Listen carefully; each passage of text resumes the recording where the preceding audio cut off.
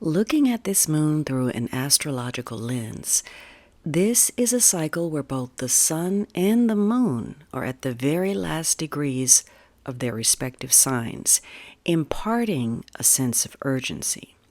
So it speaks to closure of some sort with an emphasis on humanitarianism and monetary concerns.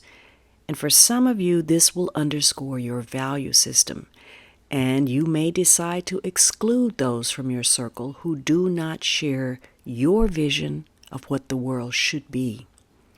In some cases, that might mean the end of current friendships and relationships with in-laws, because you are driving for change, backed for this strong desire for freedom and independence, and karmic circumstances push for self-improvement and the motivation to see beyond to a new horizon. Where finances are concerned, debt is in focus. And maybe you're filing bankruptcy, or you're finally pulling out of debt, or you're closing out matters related to real estate. So even though debt is likely to be present in the circumstance, a new financial cycle is near.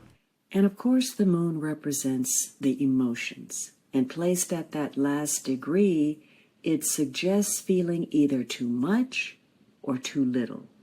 And this emotional high or low might be triggered by something tumultuous, or it might be that you're just simply dealing with some kind of day-to-day emotional drama, and that maybe there's an excess or lack of normal household items.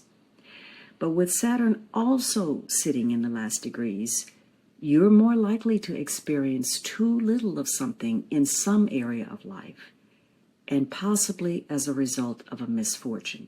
So whether on a personal level or as part of the collective, you're dealing with or you're witness to a ruthless situation, one where there is no mercy and no compassion.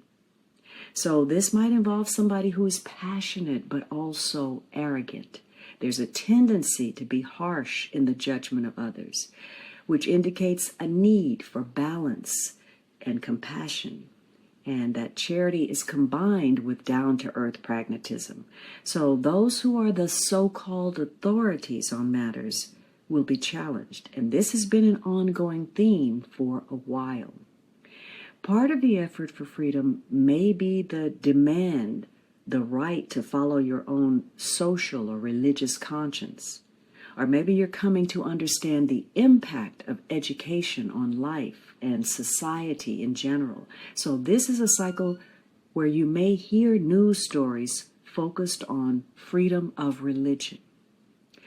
More personally, you're looking at inequality in relationships and difficulty taking action or asserting, which can highlight potential problems with work, your relationships with co-workers or those that work under you, services that you offer, and also your health. Maybe the concern is caring for pets or coexisting with wildlife.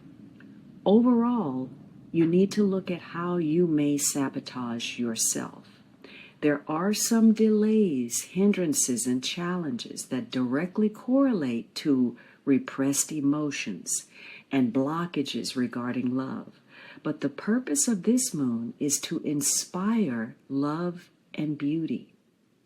It's possible that maybe you have different tastes in art or entertainment or how you spend your time, leisure time, and maybe that becomes a point of contention that starts to create distance between you and others.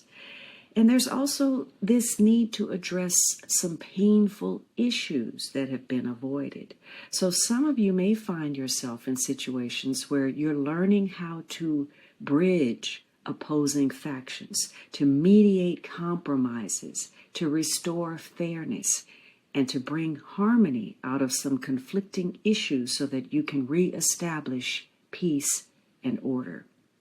However, in that process, you can't allow your personal desires to influence the situation. You have to remain impartial, to not take sides or impose your personal ego.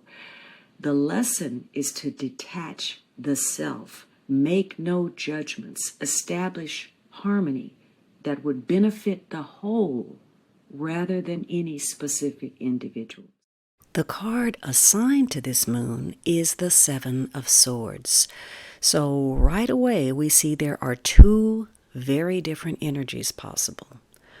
On the one hand, situations might hold an element of duplicity, theft, or trickery. It might be that you or others are acting with insincerity, or that someone is being taken advantage of. And perhaps there's an attempt to do something by circuitous means to get around the system or get past something in some way. And that could mean doing something illicit or illegal. So this card is a warning to be cautious about your safety, your health, your possessions, and to avoid putting yourself at risk. And be careful of trying to deceive others because that could backfire. Don't lie, embellish, or distort the truth. And if you get some wise advice, you'd be wise to take it. Now, for some of you, the desire may be one of avoidance for whatever reason, or wanting to keep people at arm's length. Maybe you're running away from a situation. Maybe you want to stay under the radar for a particular reason. Maybe you're involved in a secret love affair, or you don't want to, have any recognition. There are also some issues here related to an excessive need for validation, a dependency on someone's affection or their opinion that eventually erodes your own identity, your individuality. And as a result, maybe you're taken advantage of because you can no longer effectively defend or stand up for yourself. So don't let others pressure you into doing something that you regret. It might also mean that you or a partner is being less than honest about something important to both of you. So the responses when questioned can be half-truths, omissions, evasions. Now, the other more positive energy of this card is using strategy, meeting a test with skill, and outwitting those who have harmful intent. So maybe you're getting a jump on the competition. Or perhaps you are impulsively committing to something. So this is a good time to use judgment about what you wish and who you wish to be involved with. Maybe you decide you want to distance yourself from people and situations that have nothing to do with you, that don't concern you. And in fact, the message is to stop wasting your time, efforts, talent, emotions, and whatever other resource on non-productive relationships. Make sure that those you connect with are everything they profess to be or that they appear on the surface to be. For some of you, this card is more benign. It represents just a lot of coming and going. Maybe you're traveling. Maybe you're staying somewhere temporarily, or you're running a lot of errands. And some of you will serve as a mediator, a go-between, a matchmaker, a middleman, or someone, making introductions. Or you're connecting with someone, serving through that role. And there might also be this paradoxical shift in a circumstance where someone who normally lies or is evasive or inaccessible or usually avoidant will actually show up and surprise you with the truth, an apology, or they'll keep a promise or an appointment. So you could receive amends or restitution, or Maybe something is going to be returned that was probably stolen. So generally, this is an energy where relationships are challenging, and depending on the level of your emotions, how much you're emotionally invested, how much you care or don't care, has an influence on how objective you can be in making your decisions when dealing with others. But getting back to the purpose of this moon, love and beauty, follow what inspires you, not just those things that can turn a buck. This is about higher love, not sexually charged passion, but the kind of love that connects you to beauty and connects you to source. So this signifies love, marriage, friendship, and goodwill.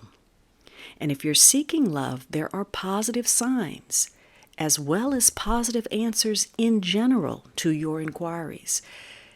This influence is a good indicator of recovery from illness, and also it's good for health. So the themes of this moon are subtle attraction, benevolence, goodwill, love and friendship, favor, and relationship.